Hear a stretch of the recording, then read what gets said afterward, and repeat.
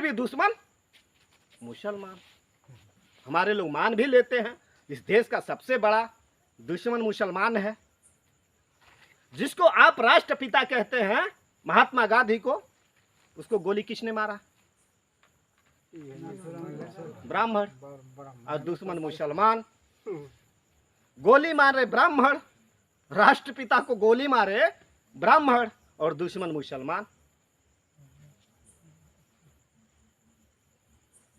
छत्रपति साहू जी महाराज को बाएं पैर से अंगूठा से तिलक करे ब्राह्मण, और दुश्मन मुसलमान। जात के कुर्मी थे।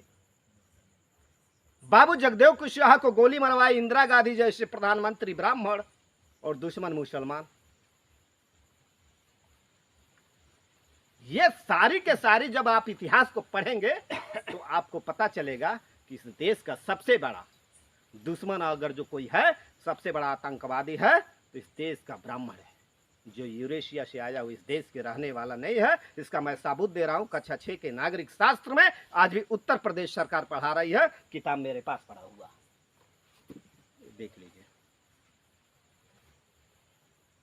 कक्षा 6 के नागरिक शास्त्र, इसका पाठ नंबर 4 जब पढ़ेंगे तो इसमें दिया है आर्यों का आगमन।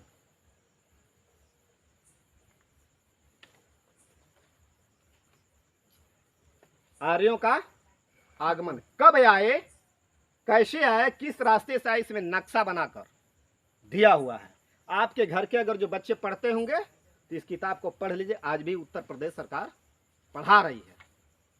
इसमें डेट दिया हुआ है 1500 से लेकर 1600 ईसा पूर्व आए हैं लोग इस देश में, और इनके बीच और हमारे पुरखों के बीच युद्ध हुआ था। ये किताब हमारे पिताजी तो लिखे नहीं, हमारे दादा परदादाओं तो लिखा नहीं कोई।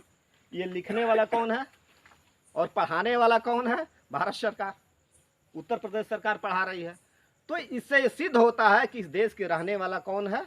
हम लोग मूल निवासी जो लोग हैं, यहाँ के रहने वाले हैं। जो भारत में विदेश से आए वो आज हमको कह रहे हैं तुमको यहाँ बैठना होगा, तुमको ये खाना होगा, तुमको नहीं पढ़ना होगा, तुमको नौकरी नहीं चाहिए। ये बातें ये लोग बता रहे हैं। हुकूमत उसका चलती है। हुकूमत किसका है? उनका है।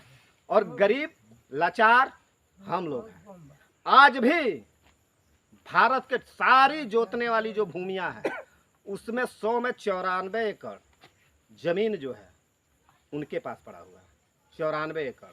और जिसको हम भारत के मूल निवासी कहते हैं, जिसको 85% जनता कहते हैं, उनके पास मात्र 6 एकड़ जमीन है।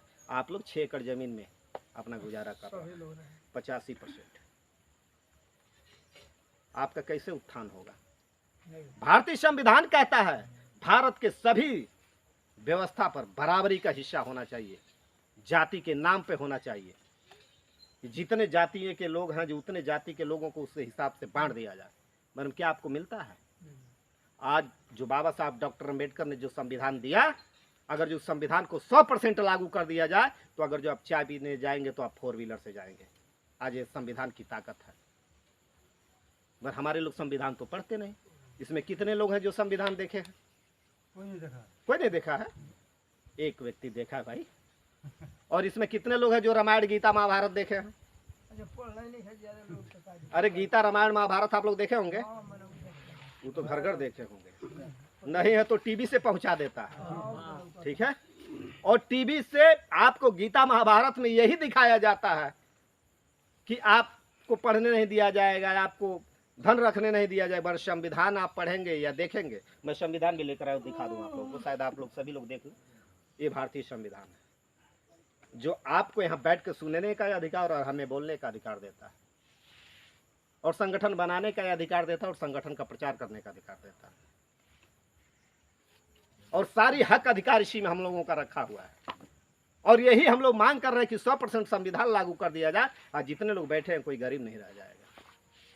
पर इस देश में जो लोग विदेश से आए सारी हक और अधिकार को लेकर बैठे हुए हैं। आज हम मांग रहे हैं तो नहीं मिल रहा है। आप देखे होंगे डॉक्टर, वकील, इंजीनियर सारे लोग सड़क पे आंदोलन कर रहे हैं।